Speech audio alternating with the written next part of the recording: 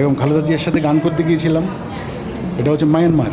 দেলোয়ার হোসেন সাইদি সাহেবও আমার গান পছন্দ করতেন, তার ছেলেদের সাথেও কিন্তু গান এখন আমার ভালো শুনতো। আমাদের হোসেন মোহাম্মদ এরশাদ সাহেব প্রেসিডেন্ট, তিনি আমার খুব ভক্ত ছিলেন। আজান দিলে যায় না মানুষ মসজিদে, ওরে কবর থেকে বলছি মাগো আছি বড় বিপদে, কেন আজান দিলে যায় না মানুষ মসজিদে।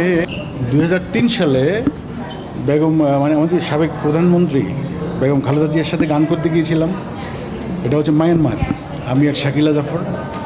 তো সেখানে যে গানটা আমি গেয়ে একদম মাত করে দিয়েছিলাম, সেই গানটা এখন মানুষের মুখে মুখে জাতীয় সঙ্গীত, যে হইজার ভিতর গাঁতি রে কমে তোমারে, কত বছর আগে দেখো, সিনার লগে বান্দি রে কমে তোমারে অন নাই রে, হইজার ভিতর গাঁতি রে কমে তোমারে।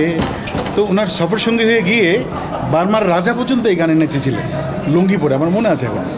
সেখানে জনাব তারেক রহমানও ছিলেন, তখনকার ফরেন মিনিস্টার বাণিজ্যমন্ত্রী আমির খসরু ভাই, মুর্শেদ খান, তারেক রহমান সাহেব, ফালু ভাই, সবাই ছিলেন।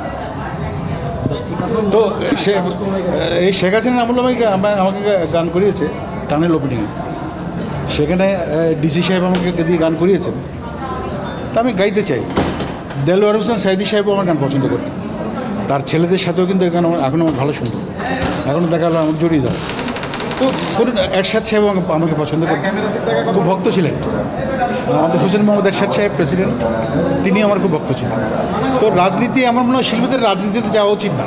অনেকে অবহেলিত ছিল না, এবং এই 17 বছর 16 বছরের কথা বলে অনেকে সুযোগ নিচ্ছে। দেখা গেল তারা কন্টিনিউ গান করে গেছে, সেটা কোনো ব্যাপার না। যারা ওরকমভাবে একদম পলিটিক্সের সাথে জড়িত ছিল তাদের তো একটা সমস্যা হচ্ছেই। আগের গানগুলো এত টাচি এবং এত সুন্দর লিরিক, হ্যাঁ, এত সুন্দর কথা, সুন্দর সুর, সুন্দর কম্পোজিশন ছিল, যার কারণে মানুষ এখানে গুনগুন করে গানই করে। এবং নতুন প্রজন্ম যারা, ওরাও পুরনো গানগুলোই করছে, কাভার করছে। তবে নতুন প্রজন্ম যে সবাই যে খারাপ করছে সেরকম নয়।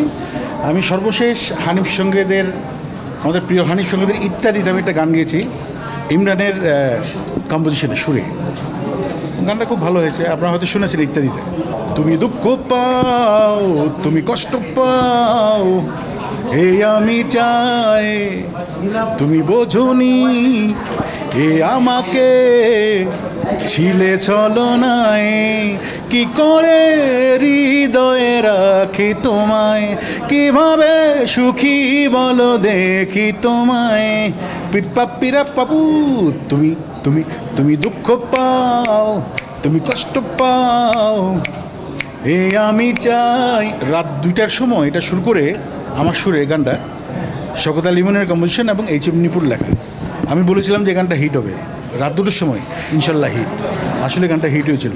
কোই দুঃখে দেনে খুবায়া, কোই দুঃখ সহনে কো আয়া, कोई दुख देने को आया, कोई दुख सहने को आया। মানে কেউ দুঃখ দিতে আসে আর কেউ দুঃখ সইতে আসে, আর আমি পৃথিবীতে জন্ম নিয়েছি দুঃখ সবার জন্য। এটা আমার মৌলিক গজল। থ্যাংক ইউ, শুক্রিয়া। জামাত আসুক, ইসলামী যে কোনো দল আসুক, রবি চৌধুরী গান গাইবে, কারণ আমি গিয়েছিলাম, কেন আজান দিলে যায় না মানুষ মসজিদে, ওরে কবর থেকে বলছি মাগো আছি বড় বিপদে, কেন আজান দিলে যায় না মানুষ মসজিদে। অনেক জামাত নেতার আমাকে কেন ফোন দেন এই গান শুনে। আমি কোনো শঙ্কিত না। আমি সারা পৃথিবীর, আমার এখনও লন্ডনের 10 বছরের ভিসা আছে, আমেরিকার 5 বছরের ভিসা আছে, কানাডার 10 বছরের ভিসা আমার এখনও আছে, ভ্যালিড ভিসা।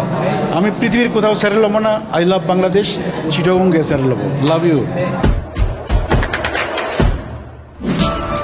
দেশে দেশে সবার সাথে, দ্য নিউজ।